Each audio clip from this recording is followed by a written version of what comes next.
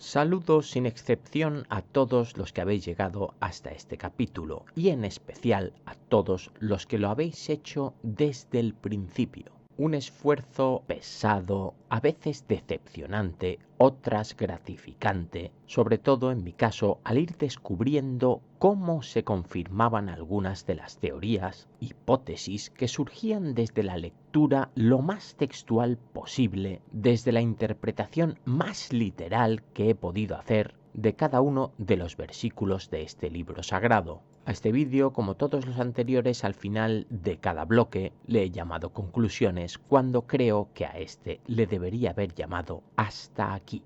Porque en contra de lo que muchos puedan creer, mi intención no es en absoluto criticar ningún culto ni religión en concreto. Mi único objetivo, y así lo he repetido en múltiples ocasiones, es la búsqueda de la pregunta existencial. Dios. Estoy seguro que muchos me tacharán de incrédulo, de ateo, de negacionista. ¿Con qué lógica entonces podemos entender que alguien que no cree en nada pueda buscarlo? Personalmente lo que no creo es cualquier cosa, sobre todo si es inconsistente y por descontado incoherente. Entonces la duda, ¿cuál es? ¿Creo en Dios? Mi respuesta es que Dios. A lo que la mayoría contesta, el único, solo existe uno. ¡Qué bien! ¡Qué fácil! Pensaba que esta búsqueda sería más complicada. Pues no, ¿dónde está? Y me respondían, en la Biblia. Conocedor de que ésta tenía muchas versiones, yo les decía, ¿qué Biblia? Y ahí la primera sorpresa, la gran mayoría de los que me aconsejaban buscar a Dios ahí,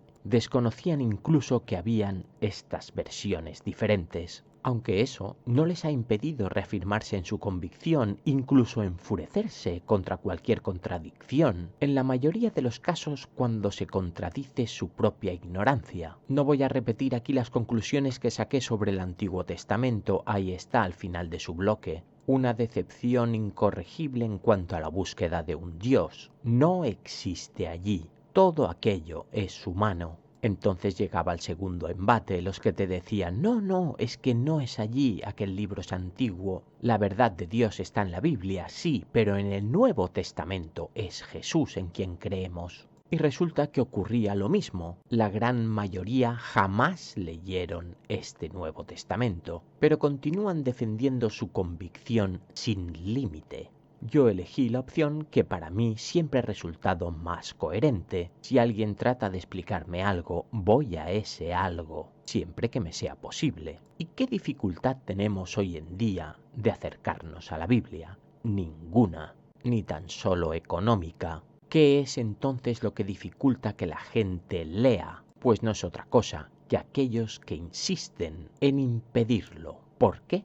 Porque cualquiera que lea por sí mismo este texto, ya sea el Antiguo o el Nuevo Testamento, únicamente puede llegar a una conclusión. Esto es absolutamente humano y además incoherente. Como si no podemos encontrar 4 versiones distintas del mismo personaje, entre ellas se parecen poco. Pero claro, este personaje no es Tarzán, es Dios, en concreto su Mesías más importante. Un Mesías al que el primero de los evangelios, Mateo, nos presentaba como alguien noble, de la estirpe real de David, por vía de padre, no de madre, aquí el que importaba era el patriarca. Un personaje martirizado y perseguido desde su nacimiento, como Moisés, a quien parece pretender emular, uno contra los egipcios, el otro contra los romanos, posiblemente. Un primer evangelio que ya es incoherente en sí mismo, ya que un fugitivo así, en aquel culto, con aquellas leyes, sería difícil aceptar que pudiera visitar lugares muy visibles y concurridos. ¿Cómo puede ser que existan sucesos tan importantes como una matanza multitudinaria de niños a la que Juan no hace ni una sola referencia? Ni Juan, ni Marcos, ni Lucas. Tampoco la hacen a ningún tipo de adoración de Reyes Magos. En el de Juan no hay sermones multitudinarios, ni bienaventuranzas, ni montaña. Y así como por ejemplo en Mateo, y creo recordar que también en Marcos, parece contar con cierto apoyo armado, aquí en este último evangelio Jesús es un maestro, un filósofo. En según qué evangelio Jesús reivindicará el cumplimiento celoso de la ley de Moisés, la antigua, sin modificar ninguna coma. Aquí, en este, no solo rechaza esta ley, sino que incluso la tacha prácticamente de demoníaca. El antiguo culto es visto aquí como un engaño, Yahvé un falso Dios. Y Juan el Bautista, no el que escribe, pues prácticamente ni aparece. Si comparamos este último evangelio con el de Marcos, podemos encontrar alguna pequeña similitud en su faceta de exorcista, aunque Marcos expulsaba demonios que contradecían la ley de Moisés, y aquí, casualmente y contrariamente, la ley de Moisés es el demonio. Lucas se acerca más en lo referente al Logos, aunque su protagonista tenga poco que ver con este. Según Lucas, Jesús es noble, prácticamente príncipe, y Juan es su primo hermano, el Bautista. No nos confundamos, noble también. Aquí en este evangelio no sabemos ni quién es ni dónde nace.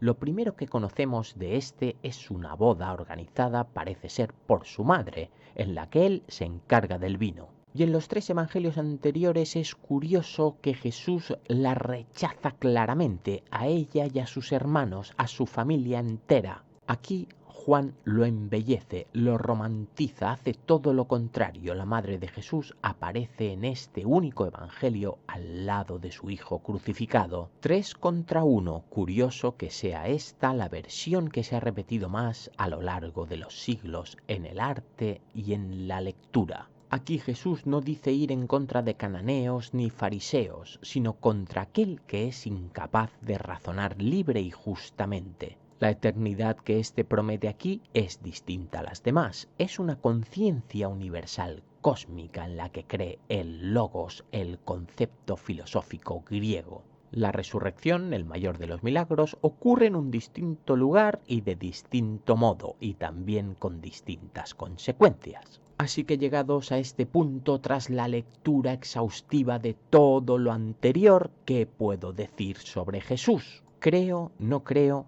¿qué importa? Lo que sí creo, de lo que sí me ha convencido este libro, es que Jesús no es Dios. Yahvé no es Dios. ¿Qué es entonces? No lo sé, ni siquiera sé si existió.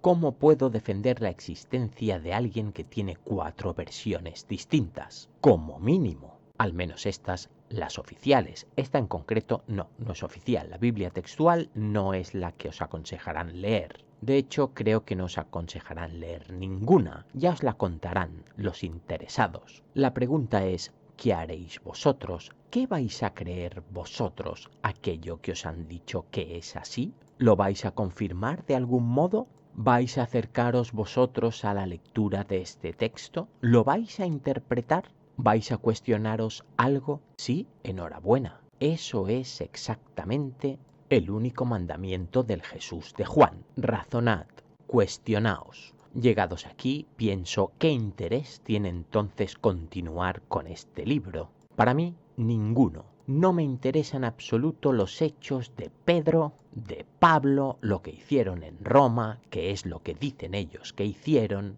ni las cartas que enviaron a todas las diócesis para encontrar apoyo en su propio culto. Si es interesante o no es otra cuestión. Yo debo continuar con mi propósito, mi objetivo, mi línea. ¿Dónde puedo encontrar a Dios? El verdadero, no el que tiene más defensores, el coherente, el consistente, el innegable. Claro que si es por volumen de creyentes, el siguiente paso lógico está claro. Yo no tengo ningún prejuicio ante ninguna de las religiones y cultos de esta tierra. La mayoría son completamente desconocidos para mí. Lo único que sé es lo que tratan de contarme de ellos. No, por favor, no me cuenten nada. Señálenme y yo iré, los leeré, los descubriré y trataré de comprenderlos. Los interpretaré, los razonaré. Solo así podré compararlos, cuestionarlos, creerlos y tal vez aceptarlos. Y ojalá que este momento temporal corpóreo, que es la vida, sea suficiente para poder llegar a la firme conclusión y descubrimiento de qué nos espera más allá. Gracias por acompañarme en esta búsqueda. Hasta pronto. Un saludo.